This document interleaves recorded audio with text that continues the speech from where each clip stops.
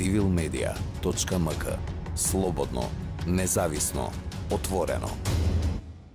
Во бизнесот важат други правила, различни од можеби нормално обичното живење. Сите имаме обично живење, меѓутоа во бизнесот има едно правило дека бизнесот постои за да функционира, да заработува пари, да прави профит и така натаму. Тоа му е суштината. И во најголема мерка вработените се бираат. Јас не знам колку стотици вработени ми поминале низ фирмите и така натаму во овие 30 и нешто години. Меѓутоа, основно гледаш дали ќе исполни улогата за која е објавено работното место, дали на тоа работно место тој вработен или таа вработена, сеедно, ќе биде добар работник.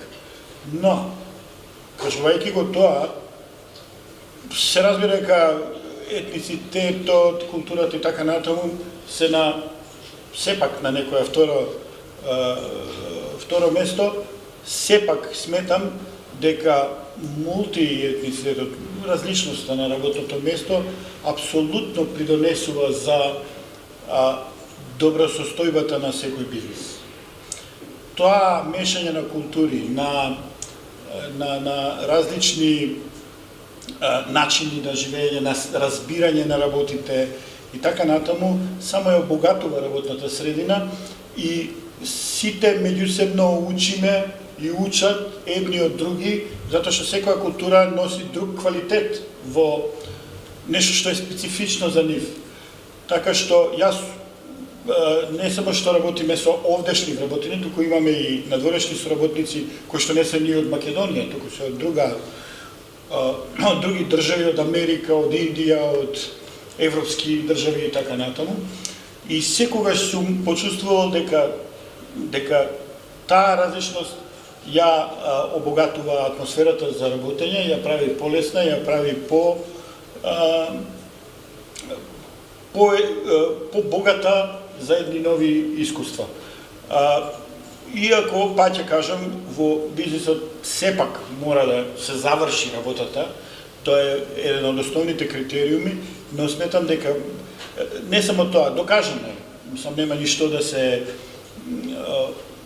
објаснува дека бизнисите кои што се мултиетнички подобро финансиски стојат, бидејќи едноставно атмосферата за работење е подобра и луѓето се поефикасни во нивното работење.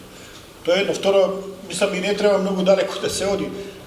Например, главниот директор на Google, едно од најголемите, веројатно најголемата компанија во свет покрај Apple и Microsoft, е Сундај Пихал. Тој е оној индиец и тоа изворен индиец, не е ни американизиран индиец кој што живеел во Америка па станал. Него едноставно од Индија го донесува затоа што бил способен и никој воопште не му ја гледал ниту бојата на кожата, ниту дури уште зборува со индиски акцент. Сега имаше онлайн конференција Google пред 3 дена буквално и збори човекот со индиски акцент, ама тоа никој не го гледа затоа што е супер интелигентен, супер способен и паметен и говори Google напред. Кога збориме за диверзивитет, не само етнички, например, директорот на Apple, најголемата, 1 трилион и 500 милиарди долари е вредна компанијата Apple во моментот, е геј, и тоа отворен. Значи, никој не го прашал дали е или не е, ама он е отворен, не го крие тоа, и повторно, тој после Стив Джобс, што го подигна Apple, го дигна вредноста за 1 трилион долари. Значи, способноста, меѓутоа, сите овие компании, иако Google има во последно време некои проблеми околу диверзитетот на таму тоа се пресликува веројатно од американското општество, проблемите со црците во Америка се пресликуваат малку и по компаниите, меѓутоа Google, Apple и сите други преземаат мерки. И доаѓам на она што сакам да го кажам. Секоја компанија мора активно да презема мерки, да го подобри диверзитетот во својата средина, затоа што тоа број еден придонесува за нејзиното добро, за компаниската добросостојба, за атмосферата на работа и за тоа како компанијата е свртена кон светот. Значи, освен внатрешната добра состојба, компанијата проектира една состојба на диверзитет, на неограниченост, на напредност и така натаму. Тоа во крајна линија, освен што е добро, и помага на компанијата и во извршувањето на бизнисот. Ако компанијата има добра репутација, се разбира дека полесно ќе настапува. Инаку ќе ви кажам основа е во мојата компанија, мислам во мојата основна компанија, Инфопроект. Ние се бавиме со изработка на софтвер за големи компании и така натаму. Значи, не се случило да направиме софтвер кој што не е мултилингвален. Што значи дека корисниците може да избираат помеѓу повеќе јазици. Имаме клиенти во Бугарија, во САД, во скоро секоја европска држава од ЕУ, во Србија и така натаму. Сите тие луѓе зборуваат своите јазици.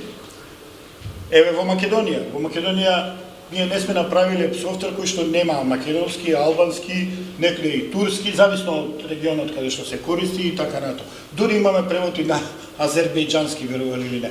Но и на црногорски, и тоа е посебен јазик, така си има црногорски. Има босански, има српски, има хрватски. Така што и мојата компанија се труди да биде во тој тренд на различитост, на прифаќање на таа култура, затоа што сметаме дека така ќе бидеме поблиску до корисниците, полесно ќе не разберат, полесно ќе ги користат нашите производи. Значи, се испреплетува тој бизнис момент со моментот на добро владење со тие други моменти на живењето, и сметам дека без тоа не може да има добро. Јас вчера буквално имав деловец останок работен со една македонска фирма, а беа дојдени еден експерт од Хрватска, од Загреб, и еден од Белград, Србија. Сега знаеме какви се балканските бескрајни проблеми. Меѓутоа тие луѓе, ние сите си зборевме на свој јазик, сите си се разбиравме без никаков проблем. Тој диверзитет е како да кажам, природен во бизнисот.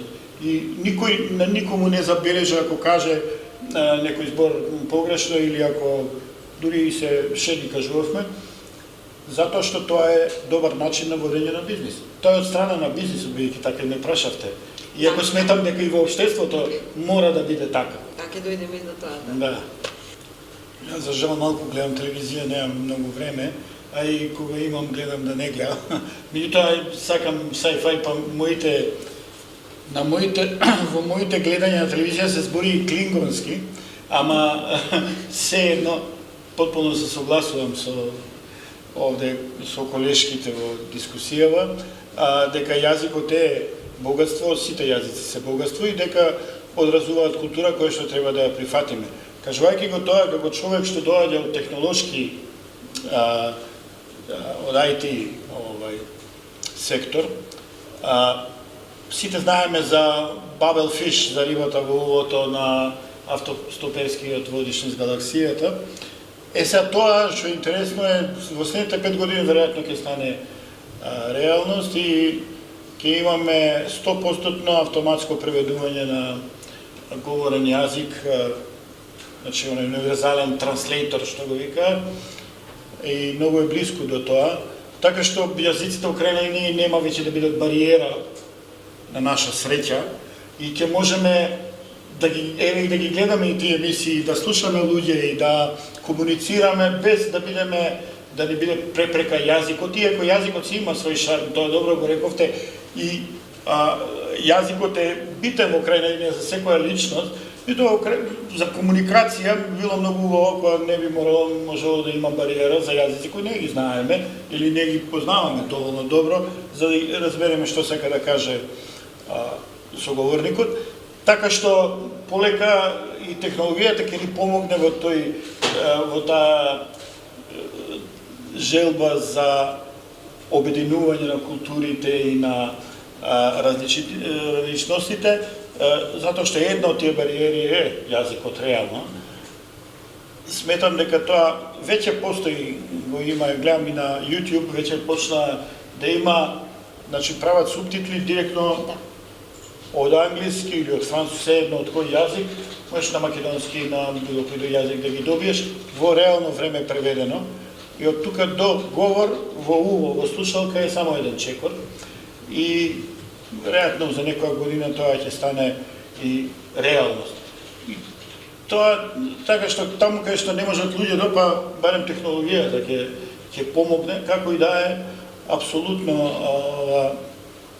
многу приватниот живот не обрна внимание на кој што е туку на неговата личност, се разбира, и на тоа дали е добар човек или не, или дали е лош човек во крајна линија, па да го избегнува некој, ама како и да е, знаете што, живееме во општество во кое се уште има, во крајна линија оваа дискусија е целна, е резултат на општеството и на тие проблеми кои се уште ги имаме, уште ние се бавиме со тоа кој од кај и што е, наместо се бавиме со убави работи, за жал.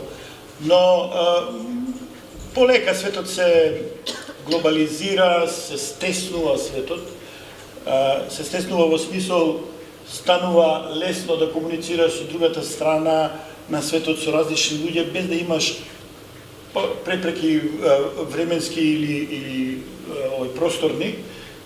И уште нешто да ви кажам, ние постарите, ете ја постар сум, ова се млади господици тука, полека ама ќе не снема. Знаете, младите живеат во едно општество во кое ете светот е стеснет и мислам дека тие на крај ќе ја донесат таа состојба на меѓусебно разбирање. Нас полека ќе не снема тие што ги создававме овие проблеми. Сега може не е лично јасно моите генерации, и дека на крај тоа ќе се оправи со време.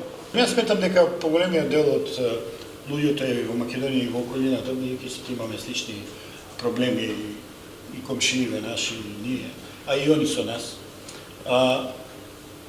дека живеат сосема мирно и без многу внимание на тоа кое што е и како е. И дека овие вештачки бариери кои се се поставени, уствари се вештачки. И се политички или националистички, ама национализам во крајна линија пак политика, така што мислам дека обичниот народ, обичниот свет, ја живеам во Бутел 2, во разнородна средина, каде што има секакви националности, етницитети, од различен речем и образование различни и така натаму, од сите можни. Македонија во мало. И никој што сме имале апсолутно, мислам, проблеми ниту со комшиите ни во. Така што сметам дека луѓето имаат природна тенденција за мирно живење, за добрососедство, за негледање на разлики. Нормално има секојаш исклучоци. И сметам дека тие вештачки бариери се не зависат од нас и мора за жал да дојде до едно освестување поголемо. Еве, ако велиме дека тие бариери се политички, политиката зависи од гласачите, тоест од граѓаните ќе мора да научат да бираат што прават, за кого гласаат во крајна линија, дали за тие што воведуваат поделби или за тие што воведуваат заедништво. Не заедништво, и преска разговаравме, не заедништво во смисол на она вие помладите не го ни памти, али југословенско братство, единство, не знам, и така натаму, тоа беше исто така на другата страна на спектрумот изнасилено, како што и ова е изнасилено на долната страна на спектрумот. И тоа е едно нормално живење каде што никој никого не прашува што е. Сеен. И мислам дека сите ние овде, јас и во Салава и по улица скоро да не сум сретнал човек, иако за жал среќавам и такви, кои што не знам нешто се делат, нешто мразат некого или тоа. Има секојаш, нели? Ама повеќето од луѓето не се такви. наивен сум, верувам во доброто на луѓето и дека ќе во крајна линија доброто ќе победи. Civilmedia.mk. Слободно, независно, отворено.